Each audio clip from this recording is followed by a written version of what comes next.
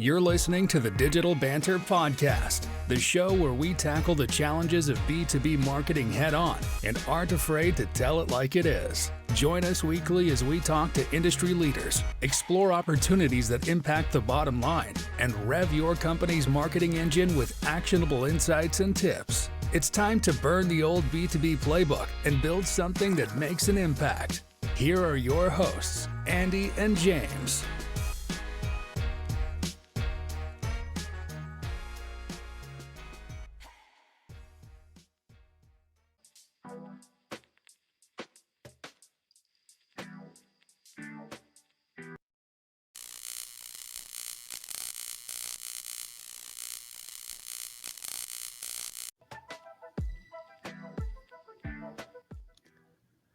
What's up, everybody? Welcome back for another episode of Digital Banter Live. So we have talked a couple episodes at this point in our, 55, 60 range of podcasts / shows, James? It's been a long time. Around community, right? And the blow up community, how to build, creation, etc. So we figure, why not bring on the guy that knows community best, Justin Levy. So Justin, welcome to the show. Thank you for having me. All right. So let's talk about the blow up of community. James, I know this is kind of near and dear to your heart as far as the topic is concerned. So I'm going to flip it to you. Near and dear to my heart. That's Andy's favorite quote, by the way. Everything's near and dear to my heart, apparently. Yeah, family, that kind of stuff. No, my question is like, all right, I'll stop. I will start with a statement. I kind of said this in like the video. So we actually, story time. We had a team member of ours like a while, I'm talking like 6 years ago, who was like Mr. Community. Everything was about community. There was a lot of talk. Back then it was more like Reddit. I mean, even like Wikipedia stuff. Like there was a lot of talk about it. And like us as an agency, like wanted to get involved, but I don't know, there wasn't really an opportunity. And then community, honestly, like the private communities, which I think is the majority of what we're going to talk about today, like blew up in, I don't know, seemingly when COVID hit. So I want to get from like your perspective, like, why do you think things have really blown up in the last, I don't know, 2 years? Yeah, and you're spot on about kind of when COVID hit. There was a study that Reddit sponsored along with with GWI, so Global Web Index, and they looked at where this all happened and over the period of COVID. And what you really have to remember is that over COVID, well, not only were we all home and so seeking some sort of connection, but also the mistrust in social networks started to really escalate over that period of time. Of course, we had just come off, election cycles and things of that nature. So there's, everything built in with that, but there was also misinformation about the pandemic.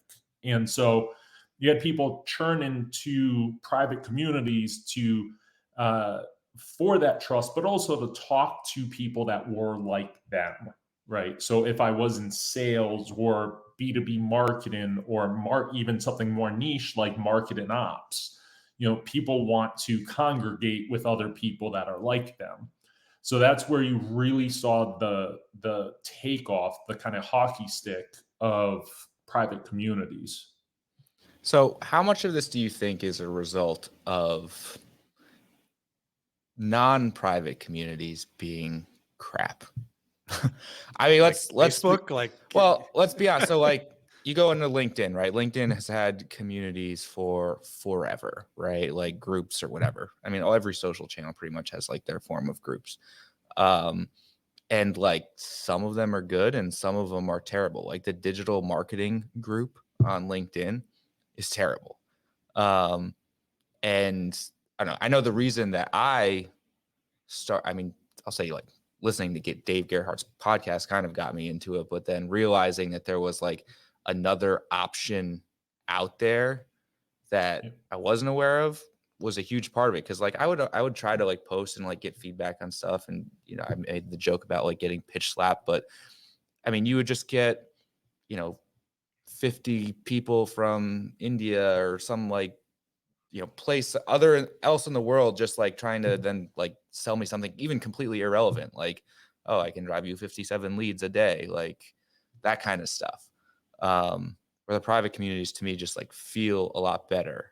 And that's where like I also feel like the people turned to, I think what first happened is people turned to social during the pandemic. TikTok blew up, right?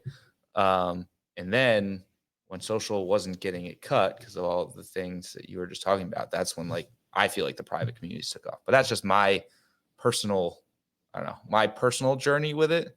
I know you have tons of experience from like the business side and everywhere else. Like, when did you, what did that transition look like in your experience?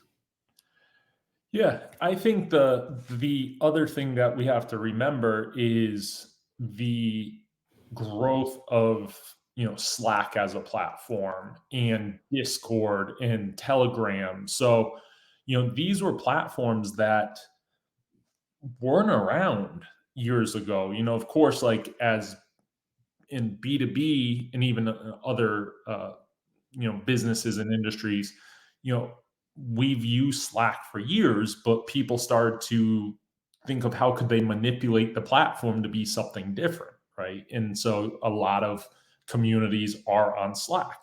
Is Slack a good community platform? Absolutely not. But it's where a lot of us spend most of our day. So I know that with communities that I engage in am part of, though I really find value in a lot of, say, browser-based communities, right? Those that are hosted on like Circle or Mighty Networks or any of those, uh, I engage in them, I enjoy them, but they become another tab out of 40 or 50 tabs that I might have open. Whereas Slack, if I'm in my work, version of Slack or my workspace, I can see any other community I'm in and set my alerts and all that other stuff and be more likely to engage in them. See, I'm the So- complete opposite. I hate being involved in the Slack communities because it's like, you get overrun by it. And to your point, I mean, the structure of it is terrible. I prefer anything that's on Mighty or Circle because it forces me to actually get notifications and look at those notifications that don't get buried in the inundation of Slack messages that are just coming through other means. Yeah. And I think, one of the things that it's funny, whenever I share it, no one has known that the feature exists, and it's right there. There's not a lot of search to have to do it.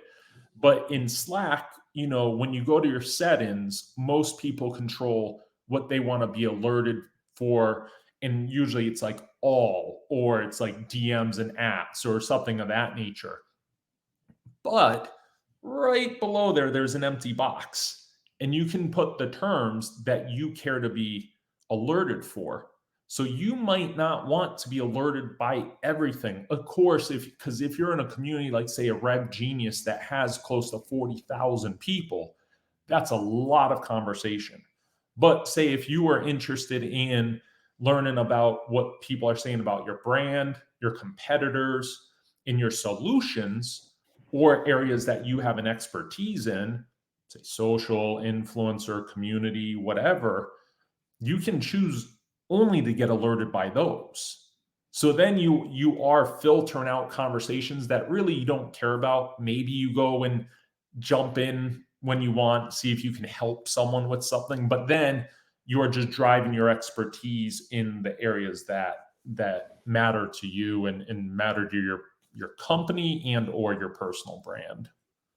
So one of the questions, James, I think you got this source to you, but like Justin, where do you find your communities? I know, James, you mentioned like Dave Gerhardt's podcast that turned you on to communities as a whole.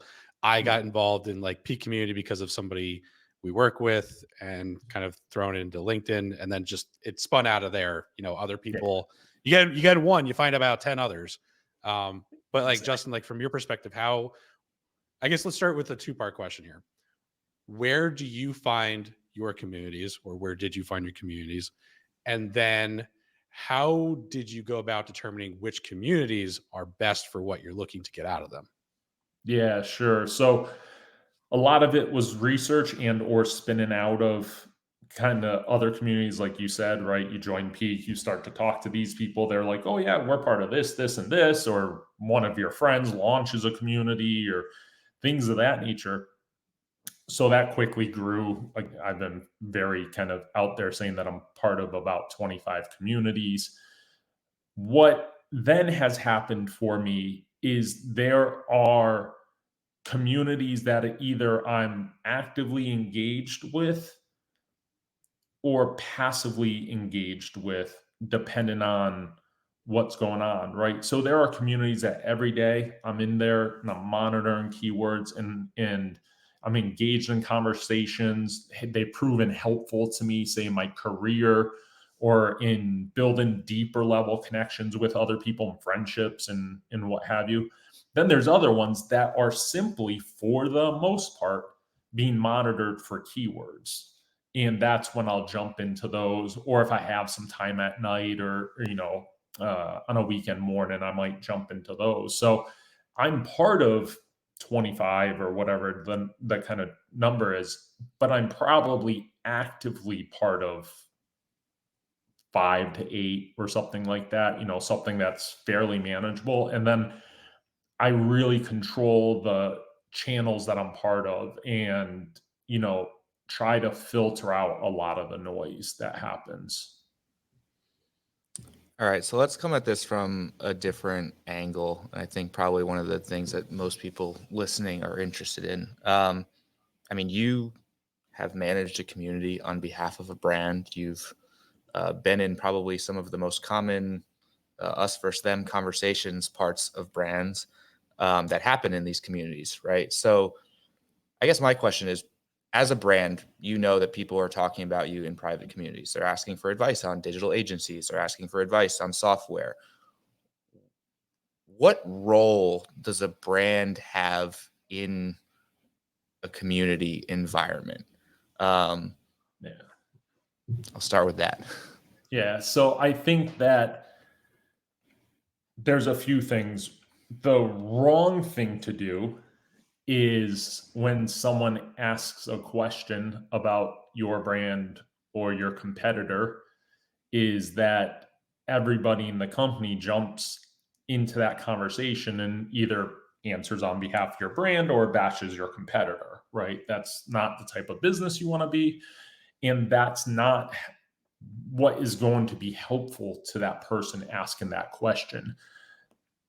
So you have that in the way that, we worked to avoid that, and the way that I would recommend people put that into place, try to filter that out, is, again, if we take Slack, just because it's easy and that's where most communities are right now, for say B2B, is if you set your preferences, these alerts up for your brand, your competitors, and your solutions, track what those alerts are. So let's say you do get a question about your competitor or one of those, it's, our brand versus, does anyone have info on this brand, and this brand, because we're in a buying cycle or something of that nature. Take those and bring those over to your customer marketing team. Build a partnership with your customer marketing team, because they're the ones that work directly with the customers and, that are part of their advocacy program and what have you. And then enable the customers to go answer on your behalf, because people trust people, right? They're not going to trust a logo. So, when we've done this at my previous company, they customers would go in there and say something like, we evaluated all these, we did POCs of all of these, and this is why we made our decision. Not just, yeah, we chose this, or no, we didn't choose that. Not like that, but they gave their true kind of expert opinion, being a SME on what they were talking about. So I think that that's really important. The other thing that a lot of brands or a lot of communities enable is brands to sponsor, right? So you can be a sponsor of different levels. Sometimes it's, logo on the website. Some are go a little deeper, such as X number of webinars or, sponsorship over a channel or topic or things like that. So that's more of a market and spend. But there are those options, because if you are a brand, for example, that's either very directly focused in the sales persona or is trying to target the sales persona, it makes a lot of sense to go talk to Jared and the Rev Genius group, right? Because they have 40,000 ish members. They have members from SDRs up to the C-suite. So it makes a lot of sense to partner with them. The depth of that partnership is of course going to be just based on budget and a lot of what you're trying to get out of it as a brand. So I think there's the wrong way to do it, and then there's kind of the two ways that the organic way, and then of course the paid way that you can go. So I've got a question. Sorry. You go, me go. I'm going. I got questions on both of these. I might have completely stolen Andy, which he's going to forget his thought by the end of this. All right. I saw him write it down. Okay, good. You said that you are able to get customers to go in and talk on your behalf, basically. Or not on your behalf, on their behalf, but in a supportive way. Yep. How do you do that? I feel like brands are terrified to actually say, like, hey, customer that we know is a good customer, please go into Rev Genius and say that our software is, how do you actually motivate a customer to do that? Like, I mean, it's hard to motivate a customer to show up to their monthly call sometimes. Like, how do you get them to go that far? I think that you'll naturally have customers that are interested in building their personal brands. They may have already, and this is going to be an unknown piece of it, but they may already be active in whatever the community is, Rev Genius, Pavilion, MoPros, kind of fill in the blank. They may already be active in those communities, and therefore they're happy to answer, or many times they may have already answered the question and have sent it back to the brand and said, hey, look, I found this just so you guys know. But there are naturally going to be members within your customer base that care about, growing their personal brand. And, I've seen it become where individuals have, become kind of white glove type customers where we've helped get them speaking opportunities, or they've been put up for awards, or they've gotten certain levels partnerships and things like that, because all they did, they did the brand did other stuff from partnership perspective, but they were really focused on building their personal brand, and in turn that helped the company and their company, and it helped their career path. Gotcha. All right. So my other question from the brand side of things, because there are communities, Exit 5, I think, is one of my favorite, that is kind of an outside third party, not sponsored by anybody. And then there's like metadata demand community, which I don't know, you can say they tried to separate the brands a little bit, but it is a brand owned community. I guess at what point is there a benefit to a brand starting their own community versus just trying to get involved in another? Yeah, I think that there's benefit to both of them, right? And there's an opportunity to run both at the same time. When I was at Demandbase, we launched Revenue Circle, and I think that the biggest difference between the way we had Revenue Circle versus metadata with Demand Community is that Revenue Circle didn't have demand-based branding blatantly on it. I'm not saying that's a good or a bad thing. That's just how the community was different. All of the members knew that this was demand-based, kind of funded and sponsored and what have you, And that's where the resources came from, but it wasn't a logo at the top. Metadata very clearly on the demand community has their logo at the top. Again, not right or wrong. It's just that's kind of how I think the two presences were different. At the same time, I helped broker tons of relationships where we sponsored other communities or sponsored webinars or kind of other content creation within communities. So I think they can both coexist. The piece of a brand deciding to start their own community is that they have to realize that once they start, they can't stop. And they have to, if they want it to be successful, they have to continue to resource it and give that individual or those individuals the time, the effort, the space to continue to grow it. And I think that's one of the things that you see with a lot of communities, generally speaking, but brands that dip their toe in the water, is it sounds fun, it sounds cool, it sounds like a trended conversation right now, and they do it and they realize, oh, this is going to take a lot of work or money or resources, and it's cool for the moment, but it's not sustainable for the long run.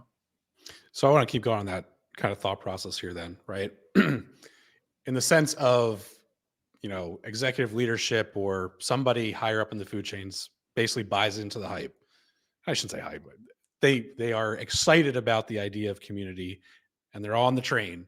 What are the foundational pieces and like steps to actually getting started in that process of concepting, but also ultimately building that brand owned or brand first initiated kind of community? Yeah, I think that one of the things you have to decide first is who's going to be the kind of ICP of that community, right? Some communities want their community based on just their advocates. And that may or may not be separate from a customer community, right? Because you can have an advocate that's not a customer. That's fine. Or they may decide that they want it, the ICP is going to be what their actual ICP is, right? So with Revenue Circle, the decision was that the ICP would be who Demand Base cared about selling to. So it eventually became directors and above in sales and marketing roles. Very typical who Demand Base sells to. However, one key in there was we never sold to individuals in there, but it just was it was like an executive touch point essentially for the company, right? Among some other things that the team did.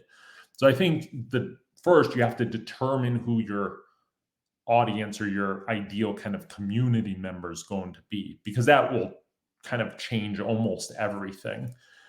And then you have to make decisions around, is it going to be funded? And if so, to what level, right? Because that may decide if and where you'll have creative support and some of those other decisions, because that will decide, will you invest in Mighty or Circle or something like that? Because one, there's a platform cost, and two, there's a lot of cost to skin it to look like your brand and what have you. Let's say you go with Slack, free, kind of easy, low to no barrier to entry. And say you start to build up the membership or go to launch it, you have to have a dedicated resource. You have to have a content plan. What type of content are you going to have? How are you going to engage that community? What benefit is the community or is a member going to have, or an individual going to have, by being part of that community, right? It's great to go, hey, I have, I'm ABC community. I'm going to set up D, E, and F community because it's cool and I want to be like my competitor. But if you don't resource it, fund it, and don't provide value to those that are going to be part of the community, it doesn't matter. It's not going to be successful, right? And that can be through lighthearted or serious questions of the day. That can be through running virtual events, in-person meetups, getting thought leaders to come in and create content for the community. I did, besides all of the above, I did stuff where we brought in thought leaders, people that you would know, kind of, and influencers on LinkedIn and whatnot, and created content that was community only. So this wasn't stuff that I just went and grabbed off our website and said, hey, listen, we just did this cool campaign. I did that too. But, this would be, hey, Rev Circle kind of community, here's your next video, or, whatnot. So it made community members feel like they belonged to something that was bigger than them and that they helped to drive the community. So how do you define what the goal of a community is, especially from a business impact perspective? How do you go about defining that process? And then two-part question again, how do you measure that?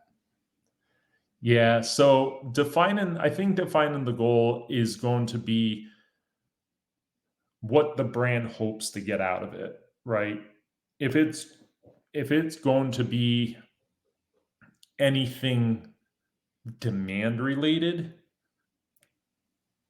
you might be looking more at your customer community or customer partner community.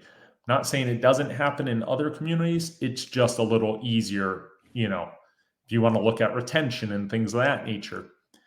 Have your have a customer community and be active in there. Have a community manager. Have your product team in there answering questions. Have your advocates be there.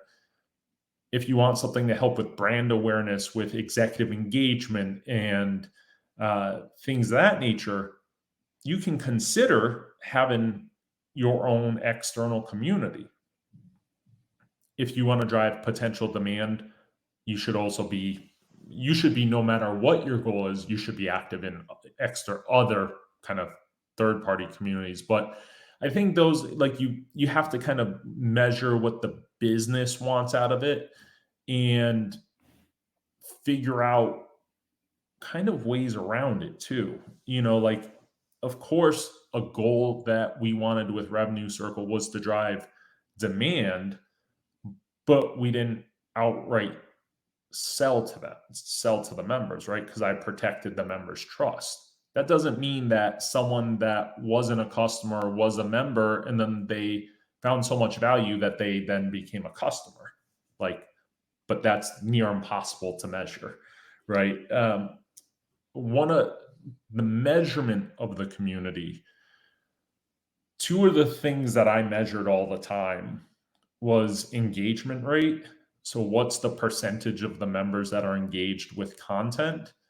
And then net new logos. New logos of becoming part of the community or converting into community members. Okay. Yeah. So like in the community, we had a lot of the kind of top Fortune 500 brands that were in there. And one tool that I highly recommend, I should get paid by them because I recommend them in every podcast and every speaking gig I have, but I'm not even an affiliate of theirs or anything, but is commonroom.io.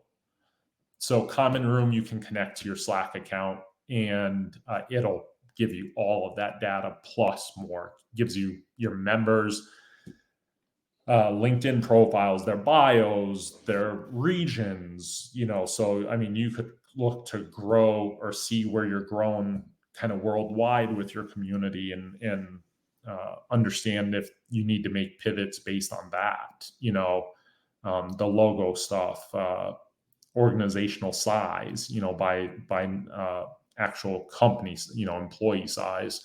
So Common Room's great. I recommend it to anyone that's starting a community, whether or not you have the analytics that come with the premium versions of Slack. So Justin will drop his affiliate link in the comments after.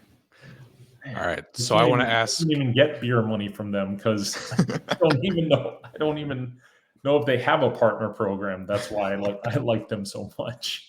So I want to address the elephant in the room when it comes to a question that everybody is going to get asked in anything they do in marketing. How do I, what is the ROI of community and how do I go about showing that to leadership? Because that's ultimately what we're all held accountable to. Yeah. I can tell you what I was measured on and then tell you probably a different answer. So it was an executive touch point. Revenue Circle was an executive touch point. And there was multiple executive programs that were in place. Some that could be measured very directly through kind of traditional marketing, right? You have to register for the event. Did you attend? Yes or no? That gets kicked over to the SDR AE, depending on where you are in your cycle, or CSM. That's very traditional, but it was an executive touch point. Well, there would be a very good, it'd be very good to drive demand, obviously, from, in my case, Revenue Circle. That was not the goal. And I never had to answer for that because I walled it off. That was a purposeful decision that was made. Now, if you look at a community like Metadata, like Demand Community, I know that Katie Ray reports on demand through the community. So she has mechanisms, they have mechanisms that help her report on it. I'm sure some of it probably has to do with landing page content and things of that nature. So there's that too. That's just two different ways to go about it. The hard part when it comes to how companies are structured is that some communities have a fill for, like on their form, how did you hear about us? Those companies can directly attribute, participation in external communities, or even personal brands, right? If you heard about, my company and you put my name down, you can kind of give me attribution credit. Some companies do not have that. How did you hear about us? So it's really easy if you have that form fill option and they put in, pavilion. It's impossible if you don't have that, right? Because you can't, it would be too time consuming. Maybe some brands have done this, but it would be too time consuming to put a drop down in Salesforce that listed every possible community to where a rep would go, hey, how did you hear about us? Oh, it was MoPros. Let me go select that in your profile. Maybe some people do it, but there's too many communities to try to stay on top of. So I think the interesting thing that just to kind of look back at the last 20 minutes of conversation is so many brands, when they think about starting a community, right, they're looking at it through the lens of a aspect of the existing marketing strategy or business strategy. But what they lose sight of is that everything you just talked about, Justin, requires its own separate strategy. It is a strategy within a strategy because you need to build it, you need to grow it, you need to sustain it, and you need to measure it. And I think that's where so many people kind of get caught up in the hype, get caught up in whatever you want to call it, and they lose sight of the actual strategic aspect that is necessary to make it a success. Yep. Yeah, definitely. I'm curious, how there's always like that stat that like most podcasts fail after 7 episodes. Like I wonder like how many communities fail after the first 6 months because they realize the amount of work that needed to go into it. I mean, one of the questions that we got from somebody prior to this was like about like sustaining engagement. So I'm going to ask this in a different way. I know you kind of went into this quite a bit, but like in the 25 communities that you are a part of, what are like 3 unique things that some of these communities may be doing that make you want to come back? and someone is Nick Bennett. So if Yeah. Nick is listening, I've been talking to him almost all morning over chat. But no, so one, I think it's the top level is, are you providing value to your community? If you're not, no one's coming back. Like literally, it doesn't matter. It doesn't matter if it's free, paid, nothing. Is everything you're doing with a lens to provide value to them? Full stop, as simple as that. When you look at like how do you maintain engagement in kind of areas like that, I'll give you a perfect example. It's what I use when I kind of speak at conferences and whatnot. When I first launched Revenue Circle, it initially launched with CMOs and CROs only, and slowly over time we expanded that, right? So I'd seen in other communities, people were asking questions of the day, fairly standard to try to drive engagement. But the questions were more serious in tone, more on topic for why you were part of it, right? So good example, two good friends of mine run analytics for marketers, Katie Robert and Christopher Penn. And as you can imagine, and Chris has been talking a lot about AI nowadays. So a lot of the questions, GA4, how are you incorporating AI? What's your plan for next year? Like stuff like that, because that's the type of audience they purposely tried to get inside the community. So I decided to do that. What are you thinking about when, you're doing your budgeting next year? And it would be crickets. No one would respond. And one day in analytics for marketers, somehow, this wasn't even question of the day, somehow the thread devolved into people talking about whether they like pineapple on pizza or not. And this thing I've asked this question 4 or 5 times, and I didn't realize how violently people support it or are opposed to it. Like they're like, this isn't an in-between. This isn't like, do you like Pepsi or Coke? This is hatred or love. And it got a ton of engagement. People were like piling on and what have you. So I thought to myself, maybe these individuals, because they're senior level, don't want to engage with something that they're doing in their day job, right? You're coming out of a budgeting meeting and you're going to go to the Slack channel that you were going to come by and someone told you about, and you're going to get asked about budgeting, like just bounce, right? So I was like, let me try something lighthearted. I want to bring value to the community. I want them to engage and want to stay here. And I asked, and immediately it became, people piled in. And again, tons of engagement. People were debating with one another. People were sharing screenshots and memes and all of that, and GIFs. So then it just hit for me that maybe for this level of seniority, people wanted to find like this watering hole that they knew they could come throughout their day and spend 5 minutes not thinking about work, but with like-minded individuals. So that's what I started to do, but keeping the viewpoint of bringing value to the community. At the same time, ran virtual events that were on topics that they cared about. So while we're doing questions of the day that are humorous and lighthearted and keep them locked in, bring in Paul Rotzer, who's the founder and CEO of an AI company, of the Marketing AI Institute, and is one of the foremost experts, in my opinion, come in and talk about the state of AI. So now You're here because you're having fun answering whether you like pineapple on pizza or what your favorite type of fry is, or are you team dog or team cat.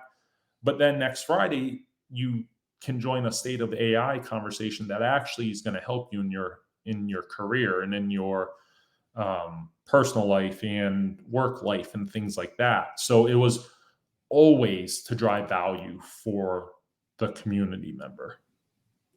It's interesting because I was gonna say, like, social, like, even just like building a personal brand on LinkedIn, like, you need to have like a variety of different content. It's the somebody was talking to somebody about this the other day. Like, we're paid media people. Like, I want people to come to our website and say, hey, I saw James on LinkedIn. I want to talk to him about paid media, right? But like, that's not like, if I just post about paid media all day, every day on LinkedIn, it's not really going to get that much engagement. And I have to like diversify between doing events like this, which are more realm of relevancy type stuff, and then also doing like funny stuff, and then sinking in my, I don't know, my paid media knowledge like once a week, not every day, because it makes a huge difference of like just overwhelming people. Because there are a lot of people, even just on LinkedIn, that are just like, this is my thing, this is my thing, this is my thing, this is my thing. And I mean, at some point, like, people are like, all right, dude, I've heard your thing. And I think communities are the same way. Yeah. Yeah. Some communities keep it very on topic, I guess. It might not be the right word for it, but it's just all day, every day about that topic.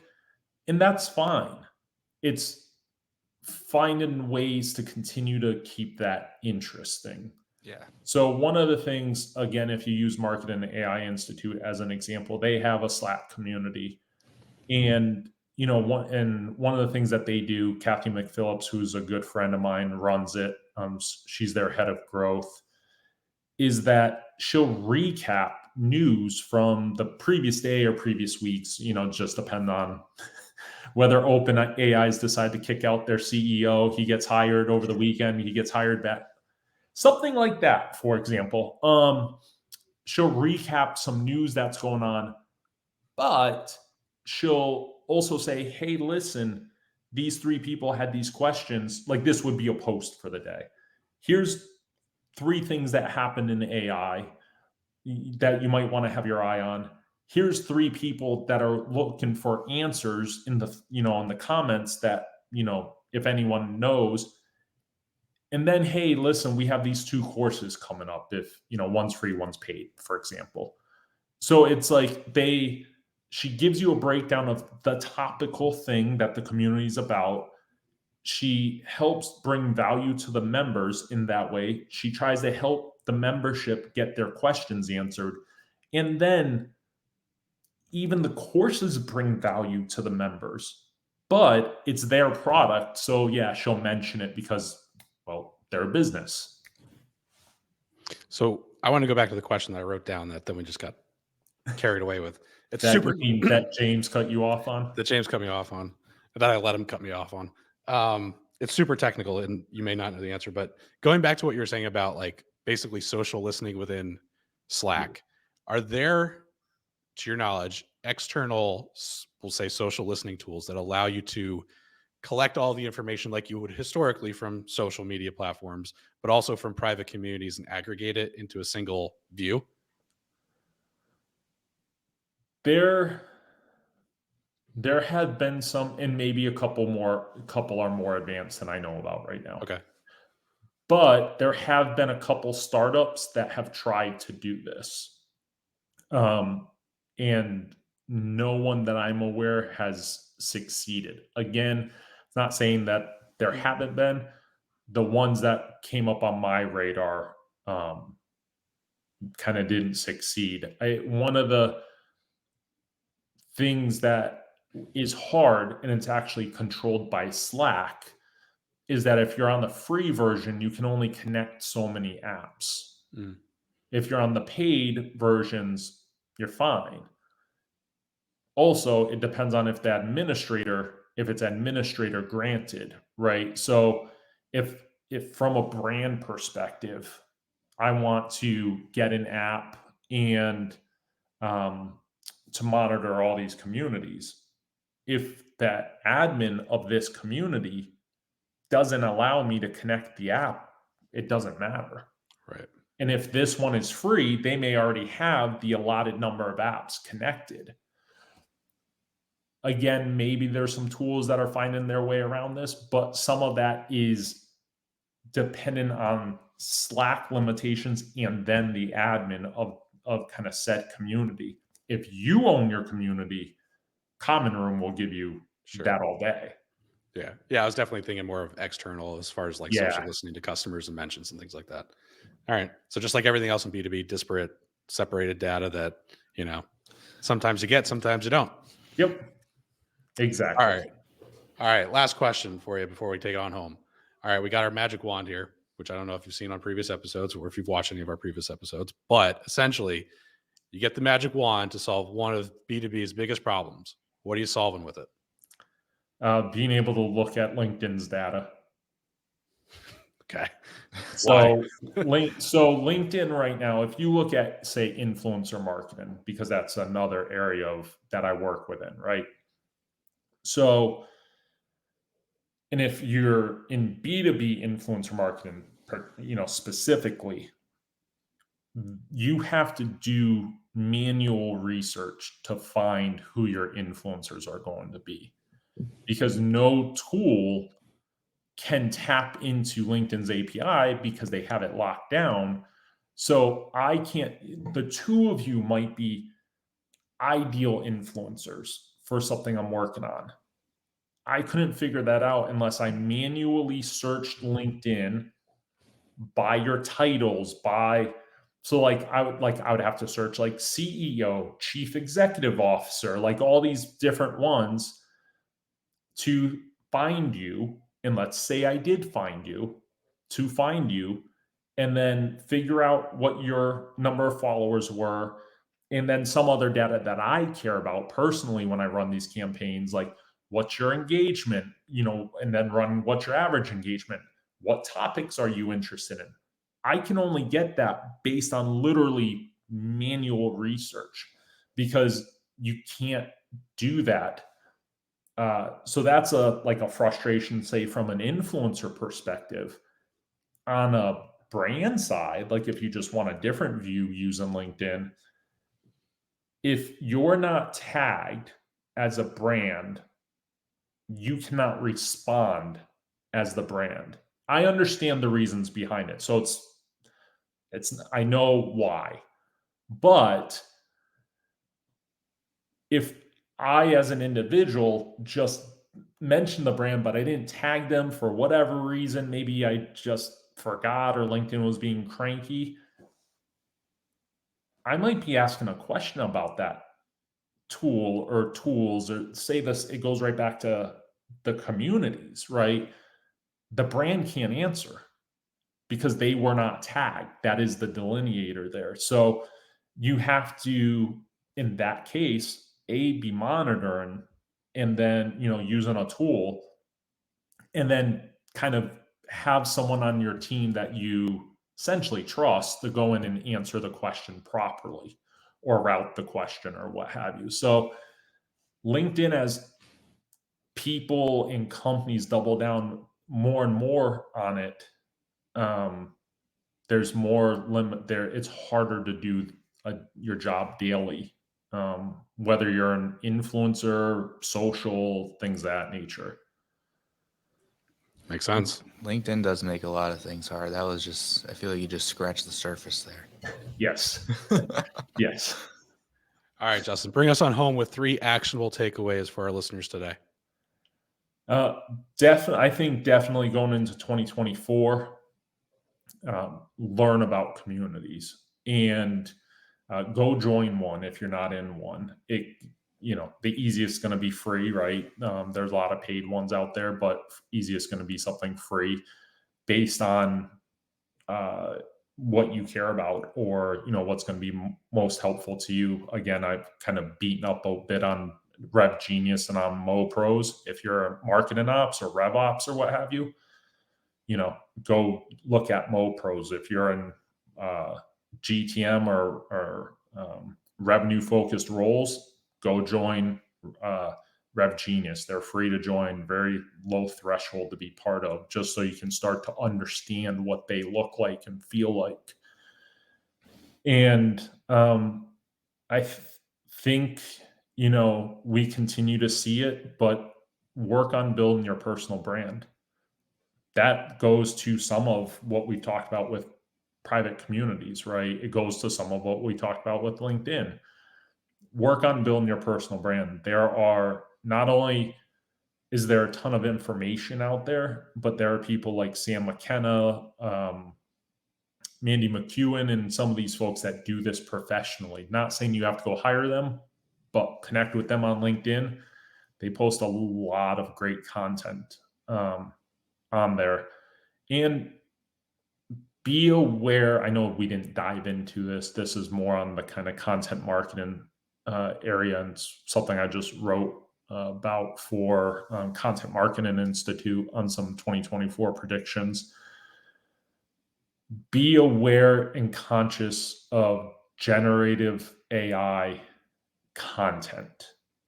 You're going to see more and more, not where it's an assist, not where I maybe feed data into it and ask it to like help, and maybe I add my voice, but where it's just pure comments or pure, because it's going to mess with a lot this coming year. It already is, but it's only going to escalate.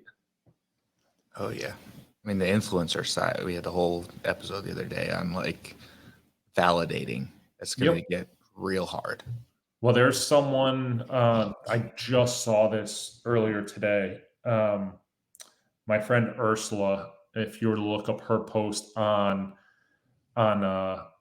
LinkedIn, she just posted this really long post earlier today, but she had said that there's an influencer that's getting paid $12,000 a month right now and is AI generated. The content's AI generated, or this person doesn't exist and it's just all AI? The person doesn't exist. Oh, okay. Here we go. We could go. Sorry, I'm going to do my one. The Lunio report that came out, 25% of advertising spend on LinkedIn is invalid. And a huge part of that is because when LinkedIn first started, everybody needed to like associate like a company to a real person, and nobody wanted to do it with like a real person. So every company made up like a real person. And now they're taking that, like those real people are blowing up even more and actually engaging in stuff. And I don't know, I'm sure a guy was it, what was ours? I don't even remember. Jane Dragon. I don't even think it's real. I don't remember what it's called. Fake LinkedIn page. We're talking like circa 2007. It was Facebook. It wasn't LinkedIn. It was Facebook. I don't know. But still, it's like, it's going to get out of hand. They're going to, you'll see LinkedIn will have to, and they've done it a couple times, but they'll probably have to do a very significant scrub of the network at some point. You'll see. This happened on Twitter, because I refuse to call them by their other name. You saw this on Twitter happen all the time, right? Yeah. You get I'd have 20,000 followers and wake up the next day and I'd have like 16,000.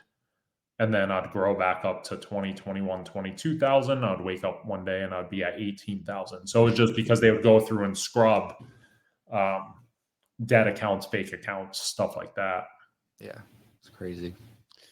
All right, Justin, thank you so much for joining us today. How can people connect with you and pick your brain about influencer marketing, community, the whole 9 yards? The easiest way is on LinkedIn. So just, Justin Levy on LinkedIn. All right. Well, thank you again for joining us. Thank you. Subscribe, reach out to Justin, pick his brain. He knows a lot. All right. Until next time, catch you guys later.